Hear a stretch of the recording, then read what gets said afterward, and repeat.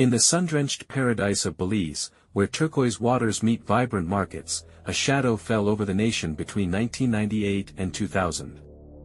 An unidentified serial killer, dubbed the Belize Ripper, or Jack the Butcher, by the press, abducted, raped, and brutally murdered at least 5 young schoolgirls aged 9 to 14. Their bodies were discovered in remote areas, strangled, stabbed dozens of times, and mutilated with surgical precision, cut so clean that investigators suspected a perpetrator with medical knowledge. From multiple verified sources, including Belizean newspapers like Amandala and News 5, international reports from The Guardian and AP News, and Wikipedia's compiled archives corroborated by Reddit discussions and podcasts, we know these crimes sparked nationwide panic. Schools shortened hours, parents formed escorts, and even the FBI and Scotland Yard joined the hunt. Yet, 26 years later, no arrests have been made. The killings stopped abruptly, leaving a trail of grief and unanswered questions. In my opinion, this case exemplifies how societal vulnerabilities, poverty, limited resources, and cultural stigmas, can allow evil to thrive unchecked. Psychologically, it's a chilling reminder that serial killers often blend into communities, their inner darkness hidden behind normalcy. Today, we delve into the facts, explore the psychology behind such horrors, and profile what the killer might have been like, hoping to shed light on why justice remains elusive. To understand the Belize Ripper, we must first step back into the Belize of the late 1990s, a time of transition and turmoil. Belize, a small English-speaking nation in Central America with a population of about 220,000 at the time, had gained independence from Britain in 1981. It was a melting pot of cultures, Creole, Maya, Garifuna, Mestizo, and more, all coexisting in a land of stunning natural beauty. Verified from sources like the U.S. State Department reports and The Guardian's 1999 articles, tourism was booming with eco-adventures and diving spots, but beneath the postcard image lay deep inequalities. Belize City, the epicenter of the crimes, was the country's largest urban area with around 60,000 residents. As confirmed by AP News and local outlet News 5 Belize, it was a port town riddled with poverty, unemployment hovered at 12 to 15%, drug trafficking from nearby Mexico fueled gang violence, and single-parent households were common in low-income neighborhoods.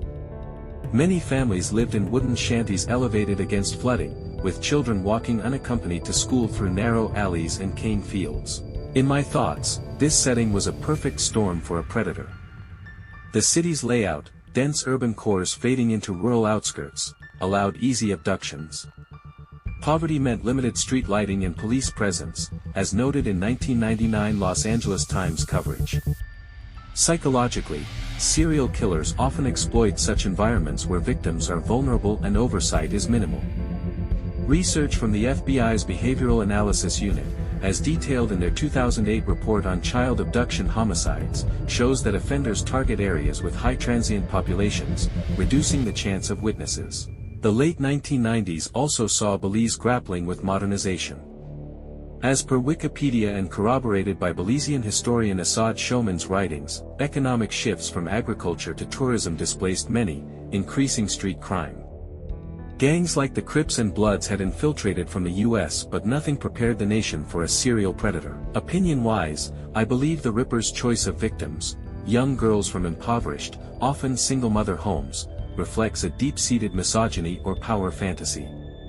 Psychological studies, such as those in the Journal of Forensic Sciences, 2002, on child-targeting killers, suggest such offenders often come from dysfunctional backgrounds themselves, projecting rage onto innocents who symbolize vulnerability. In this case, the mutilations, precise genital wounds without confirmed sexual assault in all instances, point to a sadistic need for control, perhaps compensating for personal inadequacies. As the millennium approached, Belize was optimistic about Y2K and economic growth, but the Ripper shattered that illusion. Let's now turn to the heart of the story, the victims themselves. The Belize Ripper's reign of terror unfolded over 2 years, claiming 5 confirmed lives, though some sources like Reddit discussions and the Unsolved Mysteries subreddit speculate up to 7 based on similar unsolved cases. Verified from Wikipedia, AP News, The Guardian, and local Belizean outlets like News 5 and Amandala, the victims were all young girls from Belize City's south side, abducted during daylight while walking alone. Their bodies were found days or weeks later in remote areas, strangled, stabbed repeatedly, often over 40 times, and mutilated with what pathologists described as surgical precision, deep, clean cuts to the genital area, suggesting a sharp instrument like a scalpel. Let's walk through the timeline, honoring these girls not as statistics, but as vibrant children stolen from their families. First, Sherry Lee Nicholas, 13 years old. As reported in Wikipedia and News 5 Belize, December 30, 2016 archive, Sherry Lee disappeared on September 8, 1998, while walking to Wesley Upper School in southern Belize City. A bright fifth grader from a single-parent home, she was known for her love of reading and helping her mother at the market. Her body was discovered on October 9 in a pool of water near the George Price Highway, strangled and stabbed over 40 times with genital mutilations. Pathologist Dr. Mario Estrada Brand, quoted in News 5, noted the wounds were numbed with alcohol and drugs, indicating the killer immobilized her first. In my opinion, this first kill shows the Ripper's boldness, abducting in broad daylight in a busy area. Psychologically, serial killers often start with trial runs, testing their methods. According to a 2002 study by Beauregard and Prue in the Journal of Forensic Sciences on sexual homicide offenders, sadistic types premeditate and derive gratification from humiliation and mutilation, which aligns here. The clean cuts suggest an offender with medical or butchery knowledge, perhaps a doctor, nurse, or slaughterhouse worker, common in Belize's agricultural economy. Next, Jay Blades, 9 years old. Verified from multiple sources including Spotify podcasts, True Crime Worldwide, and Yahoo's list of unsolved killers, May 4, 2023, Jay vanished in October 1998 while playing near her home. Her remains were found in April 1999 in a drainage canal, showing similar strangulation and mutilation. Jay was the youngest at the time, a playful girl who dreamed of becoming a teacher. Her mother, in a 2016 News 5 interview, described the agony of the 6-month wait, saying, "Every day I expected her to walk through the door." This escalation to a younger victim, in my view, indicates the killer's growing confidence and perhaps a devolving control, targeting easier prey. Psychological profiles from the FBI's Violent Criminal Apprehension Program, VICAP, reports on child serial killers note that offenders often regress to younger victims as fantasies intensify, seeking absolute power. The delay in discovery suggests the Ripper had a secure dump site, pointing to someone local with knowledge of rural areas. Then, Jackie Fern Malik, 12 years old. As per Fandom Wiki and Reddit threads citing original reports, Jackie disappeared in March 1999 after school. Her body was found on March 24 in a wooded area, with her hand severed, a unique mutilation not seen in others. Jackie was from a poor family, often helping with siblings. Sources like the Apple Podcasts episode, EP 122, The Belize Ripper, confirm the signature, over 40 stab wounds, genital cuts. Opinion-wise, the hand severance feels symbolic, perhaps severing innocence or a ritualistic act. In psychological terms, from a 2003 study by Langevin in the Canadian Journal of Psychiatry on psychosocial characteristics of sex killers, mutilation often stems from childhood trauma, like abuse or abandonment, where the offender reenacts control over body parts. This could indicate the Ripper experienced early loss or violence, common in serial killer backgrounds as per Ressler's 1993 book, Whoever Fights Monsters. Fourth, Erica Wills, 8 or 9 years old, sources vary, Wikipedia says 9, News 5 says 9.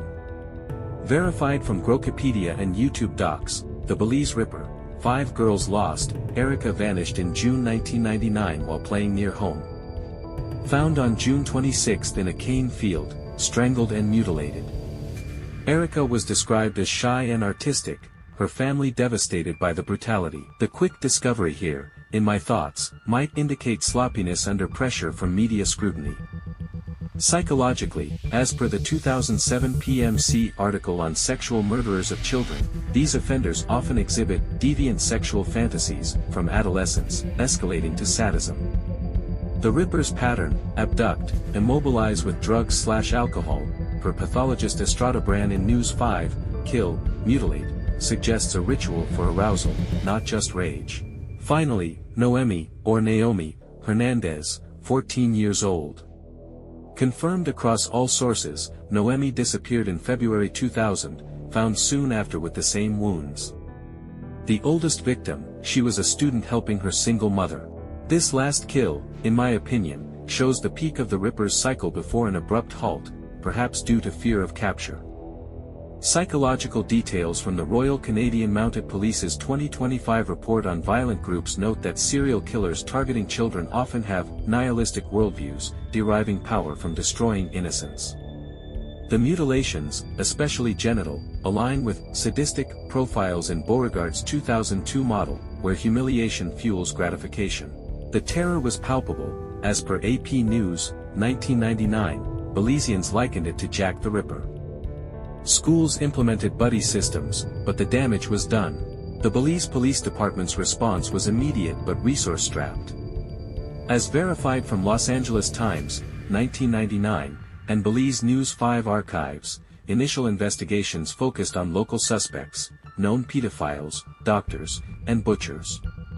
Door-to-door searches in Southside neighborhoods yielded tips, but no solid leads. By mid-1999, with 3 victims, the case gained international attention. Confirmed from Wikipedia and Yahoo's Unsolved Killers list, the FBI's Behavioral Science Unit, now BAU, sent profilers, while Scotland Yard provided forensic experts. FBI reports, as cited in Ressler's similar case studies, suggested an organized killer, premeditated abductions, no evidence left behind, bodies posed in remote spots to delay discovery. Local frustration mounted.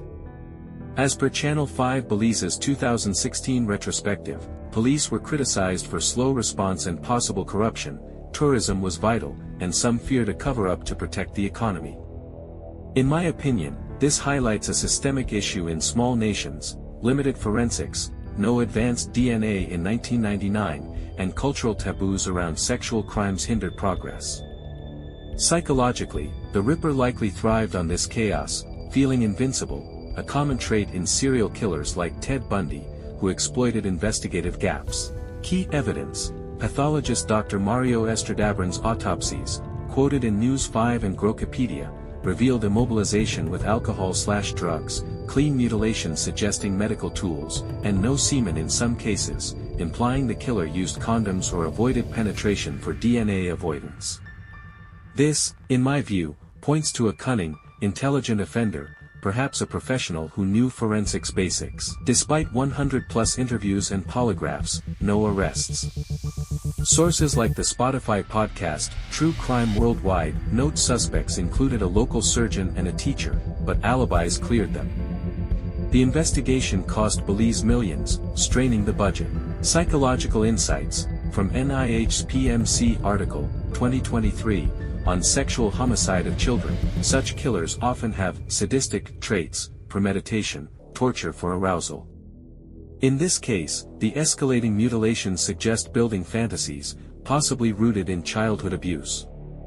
Opinion-wise, I think the Ripper's choice of victims from poor families minimized scrutiny, a tactic seen in cases like Andre Chikatilo, Wikipedia, who targeted vulnerable children. The international help was a double-edged sword. It brought expertise but highlighted local inadequacies, breeding resentment. Then, after Noemi in February 2000, the murders ceased. Why?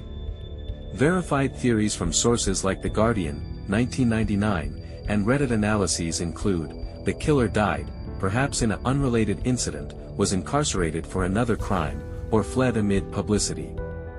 Some speculate a millennium ritual motive, but that's unverified folklore. In my opinion, the stoppage suggests external pressure. Media and FBI presence scared him into hibernation, like the original Night Stalker, Golden State Killer, who paused for years.